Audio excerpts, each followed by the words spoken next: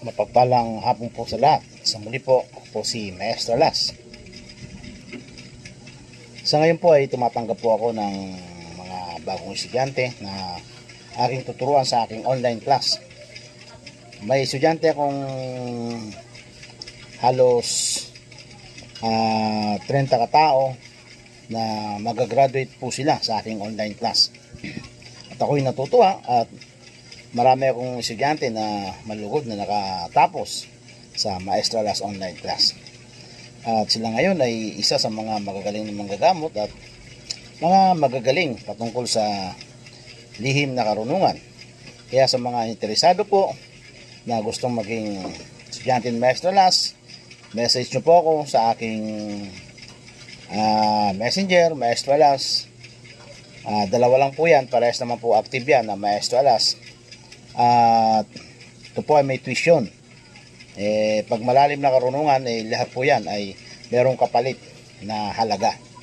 Kasi tayo po ay nagpapagod, nagre-research tayo ng mga importanteng mga orasyon at lahat ng orasyon na yan ay buhay.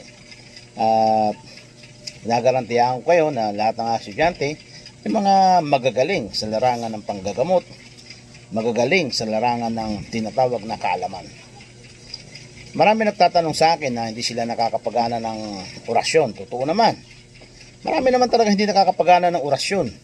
Maging yung mga sinasabi nilang antingan, ng mga veteranong antingan. Hindi po totoo yun. Veterano sila. Sila lang nasasabi antingan sila. Pero ang isang antingan po na sinasabi, mayroong gahom. Ano ba yung gahom? Pag sinabing ikaw ay may gahom, nakakapagana ka ng orasyon. Yung iba dyan, nagagahom-gahoman lang. Pero wala namang alam. Iba naman dyan, nagdudunong-dunungan lang. At wala rin alam. At marami dyan na mga maestro, hindi ko nababanggitin, na nagpapaturo lang kay Maestro Las. Yan po ang katotohanan. Diba, bahagi ko po sa inyo ngayon kung paano ang magpagana ng orasyon. Sa lahat po ng bagay ay meron pong formula. Ang una po dyan ay makantanda po tayo. In nomine Patri et Filii et Spiritus Sancti. Amen. At maglinis po tayo ng ating sarili. Pwede na po yung ganito. Ako po ay kawaan, mahal kong Diyos. Ako po ay yung kagandahan po ng inyong loob. Ang mga kasalanan ko po ay inyong pawiin ayon po sa inyong pag-ibig sa akin. Ulitin ko po. Ako po ay kawaan o mahal kong Diyos ayon po sa inyong kagandahang loob. Mga kasalanan ko po ay inyong pawiin ayon po sa inyong pag-ibig sa akin. Malinaw na po. At isunod po natin ang isang Ave Maria. Ave Maria Sanctam Mater Virgini Jesus Meum. At Pater Noster. Ito po yung ama namin. Paternum Deum Christum Solemne Christatim Christum Ego Sum. Ganyan po. At isunod po natin ang Gloria Patri. Gloria Patri et Filii et Spiritus Sancti. Amen. At ang credo. Medyo maingay dito dahil nasa labas po ako. Ngayon po ay taga bundok na po ako ngayon.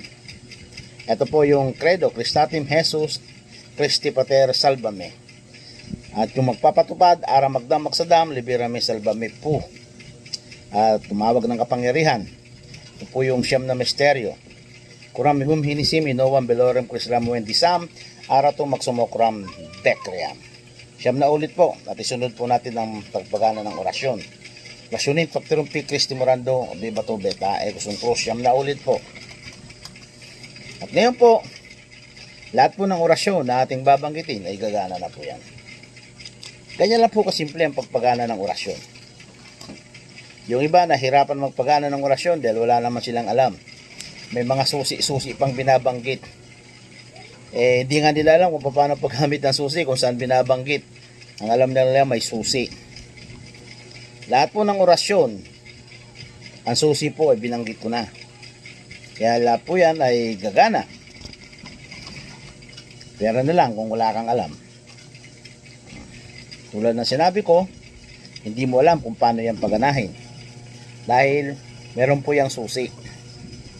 At gusto nyo pong matutunan ng mga lihim na karunungan, ng mga, sabi nga ay lihim, ibig sabihin, bihira lang ang nakakabatid. Kaya nga po lihim yan.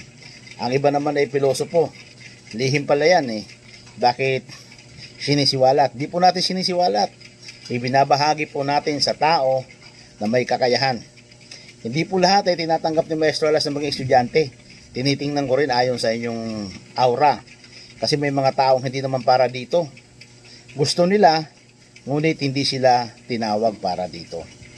Kasi may mga tao talaga na kahit subuan mo na, isubo mo na, sinusuka pa rin dahil ayaw niya ng panglasa. Ganyan din po yan. Hindi niya panglasa ang karunungang lihim. Ilan lang ang tao na sa tinitingnan ko, sa mga kilalang tao, ilan lang ang may kakayahan na nagpapagana ng orasyon. At ilan lang din ang mga manggagamot dyan. Ang iba dyan po ay hindi manggagamot, manggagancho. Mantakin mo, iipiting ka. Ilan daan ang pumupunta rito sa akin, nagpapagamot galing sa mga mang-iipit. At nagmamakaawa. Ayaw ko nang banggitin kung sino-sino sila. Kilala nyo naman yung mga mang-iipit. Wala pong alam yan. At totoong manggagamot, bubulong lang orasyon, hawakan ka sa ulo, hawakan ka sa braso, hindi ka na magsalita kung anong sakit mo. Yan po si Maestro Alas. Hindi mo kailangan magsabi kung anong sakit mo. Hawakan lang kita sa kamay, titingnan kita sa mata, alam ko ng sakit mo. Nakausap pa lang kita, gagaling ka na. Dahil ang presensya ng Diyos ay nasa atin. Ganyan po. Malakas tayo sa taas. Bukod sa mataas, ang ating alam, malakas tayo sa taas at nauunawaan natin kung paano nakitigma sa mga elemento, sa mga sinasabi nilang mangkukulam, sa mga sinasabi nilang aswang, at yun naman po ay madali lang gamutin. Meron nga dyan, naikot yan na lahat ng manggagamot, hindi gumaling.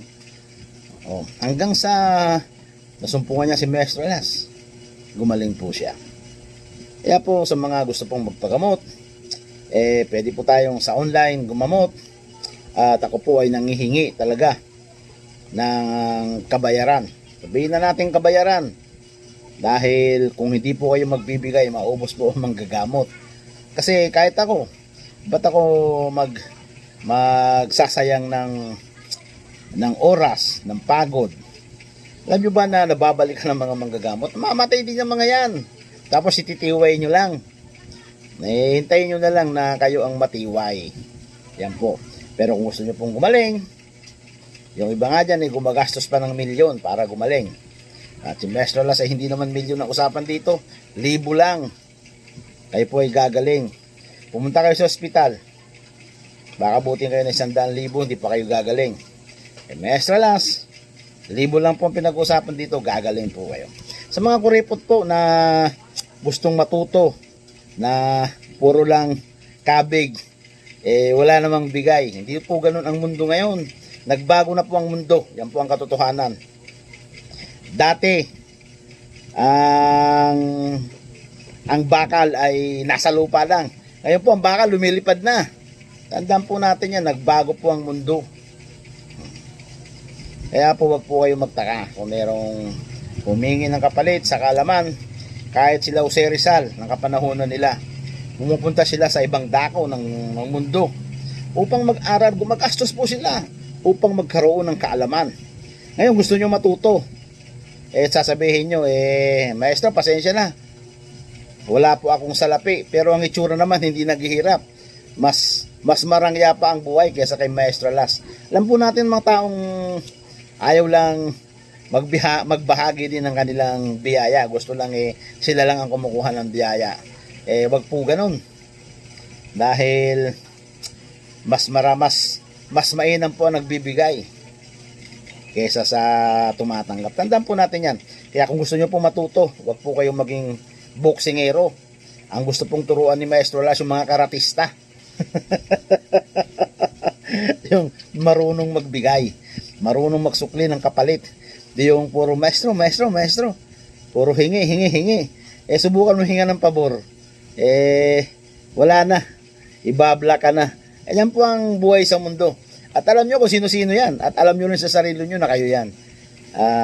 Dito lang pagtuturo ng Maestro Alas. Siguro lagi po ako magtuturo. At welcome po na gusto pong mag-enroll po sa aking online test. Message nyo po ako. Pwede nyo rin po akong i-message sa aking number. Kaya lang minsan po wala pong signal. Dahil nandito po ako ngayon sa bundok. Dito po ako ngayon nakatira. Kaya kung gusto nyo po na ako po ay inyong makontak, message nyo po ako sa aking messenger kasi lagi po akong online. Hanggang dito na lang po. Diyos mabalos po. Pagpalang araw at gabi kung nasan man po kayo. Diyos mabalos po.